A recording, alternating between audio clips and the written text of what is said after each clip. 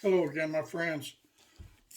Going to continue reading through the book of Deuteronomy as we read through the Bible together. And right now I'm going to read chapter 21. I'm just doing one chapter at a time now, so y'all don't get so overwhelmed with 30 and 40-minute long videos. Chapter 21 of Deuteronomy.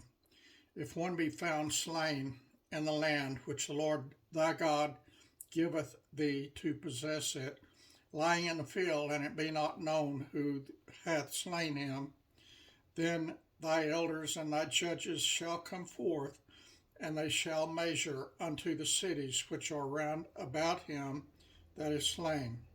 And it shall be that the city which is next unto him, the slain man, even the elders of that city shall take a heifer which hath not been wrought with, and which hath not drawn in the yoke, and the elders of that city shall bring down the heifer unto a rough valley, which is neither eared nor sown, and shall strike off the heifer's neck there in the valley. And the priest of the sons of Levi shall come near, for them the Lord thy God hath chosen to minister unto him, and to bless in the name of the Lord. And by their word shall every controversy and every stroke be tried. And all the elders of that city that are next unto the slain man shall wash their hands over the heifer that is beheaded in the valley. And they shall answer and say, Our hands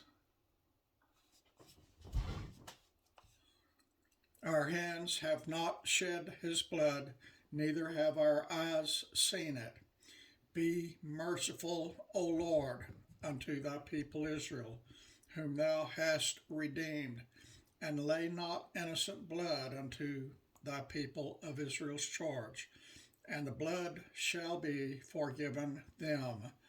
So shalt thou put away the guilt of innocent blood from among you, when thou shalt do that which is right in the sight of the Lord, when thou goest forth to war against thine enemies, and the Lord thy God hath delivered them into thine hands, and thou hast taken them captive, and seest among the captives a beautiful woman, and hast a desire unto her, that thou wouldest have her to thy wife, then thou shalt bring her home to thine house, and she shall shave her head and pare her nails, and she shall put the raiment of her captivity from off her, and shall remain in thine house, and bewail her father and her mother a full month.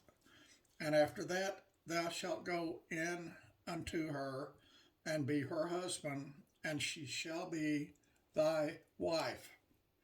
And it shall be, if thou have no delight in her, then thou shalt let her go whither she will. But thou shalt not sell her at all for money. Thou shalt not make merchandise of her, because thou hast humbled her.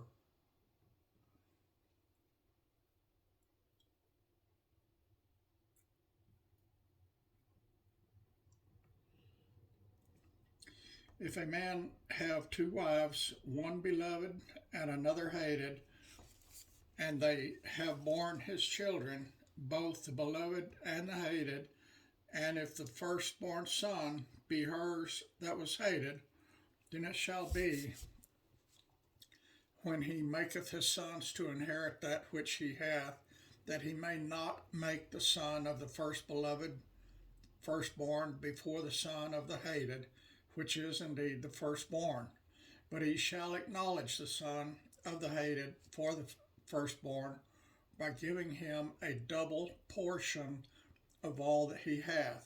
For he is the beginning of his strength. The right of the firstborn is his.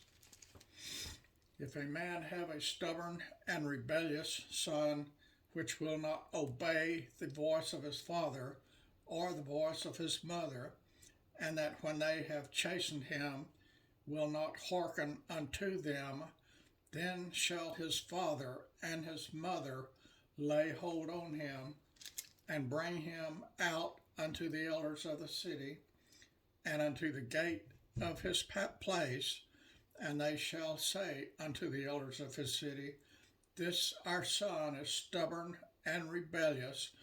He will not obey our voice. He is a glutton and a drunkard.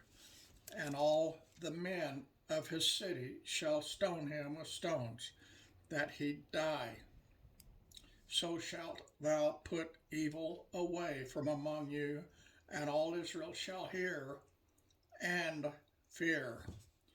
And if a man have committed a sin worthy of death, and he be to be put to death, and thou hang him on a tree, his body shall not remain all night upon the tree, but thou shalt in any wise bury him that day. For he that is hanged is accursed of God.